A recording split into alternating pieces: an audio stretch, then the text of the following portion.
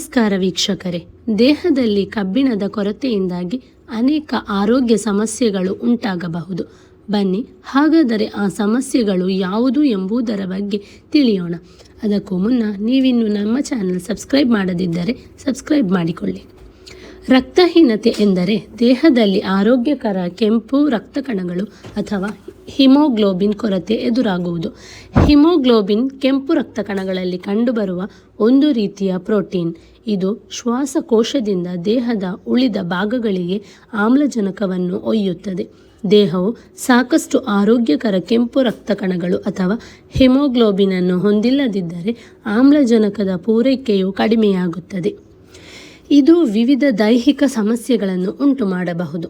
ರಕ್ತಹೀನತೆ ದೇಹದಲ್ಲಿ ಅನೇಕ ಗಂಭೀರ ಸಮಸ್ಯೆಗಳನ್ನು ಉಂಟು ಮಾಡಬಹುದು. ಆಯಾಸ ಮತ್ತು ದೌರ್ಬಲ್ಯ. ಕಬ್ಬಿಣದ ಕೊರತೆಯಿಂದಾಗಿ ದೇಹದಲ್ಲಿನ ಹಿಮೋಗ್ಲೋಬಿನ್ ಮಟ್ಟವು ಕಡಿಮೆಯಾಗುತ್ತದೆ. ಇದರಿಂದಾಗಿ ಆಮ್ಲಜನಕದ ಪೂರೈಕೆಯು ಕಡಿಮೆಯಾಗುತ್ತದೆ. ಮಾತ್ರವಲ್ಲ, ದಣಿವು, ದೌರ್ಬಲ್ಯ ಕಾಣಿಸುತ್ತದೆ. ಇದು ನಿರಂತರ ಆಯಾಸ, ದೈಹಿಕ ದೌರ್ಬಲ್ಯ, ಶಕ್ತಿಯ ಕೊರತೆಯ ಮೂಲಕ ಕೆಲಸ ಮಾಡುವ ಸಾಮರ್ಥ್ಯವನ್ನು ಕಡಿಮೆ ಮಾಡುತ್ತದೆ. ಇದರಿಂದಾಗಿ ದೈನಂದಿನ ಕಾರ್ಯಗಳನ್ನು ನಿರ್ವಹಿಸುವುದು ಕಷ್ಟವಾಗುತ್ತದೆ. ಉಸಿರಾಟದ ಸಮಸ್ಯೆಗಳು.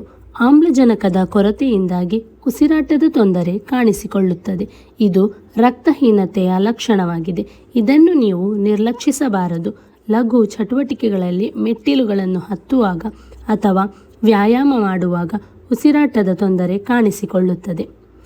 ದೇಹದಲ್ಲಿ ಹಳದಿ. ದೇಹದಲ್ಲಿ ರಕ್ತಹೀನತೆಯಿಂದಾಗಿ ದೇಹದ ಚರ್ಮ, ಉಗುರು ಮತ್ತು ಒಸಡುಗಳು ಹಳದಿ ಬಣ್ಣಕ್ಕೆ ತಿರುಗುವುದು. ಚರ್ಮದ ಹಳದಿ ಬಣ್ಣ, ತುಟಿಗಳು ಮತ್ತು ಉಗುರುಗಳ ಬಣ್ಣ, ಕಣ್ಣುಗಳ ಕೆಳಗೆ ಡಾರ್ಕ್ ಸರ್ಕಲ್ ಇದರ ಮುಖ್ಯ ಲಕ್ಷಣಗಳಾಗಿವೆ. ಹೃದಯ ಸಂಬಂಧಿ ಸಮಸ್ಯೆಗಳು. ಕಬ್ಬಿಣದ ಕೊರತೆಯು ಹೃದಯವು ಹೆಚ್ಚು ಕೆಲಸ ಮಾಡಲು ಕಾರಣವಾಗುತ್ತದೆ. ಇದು ಹೃದಯ ಸಮಸ್ಯೆಗಳ ಅಪಾಯವನ್ನು ಹೆಚ್ಚಿಸುತ್ತದೆ.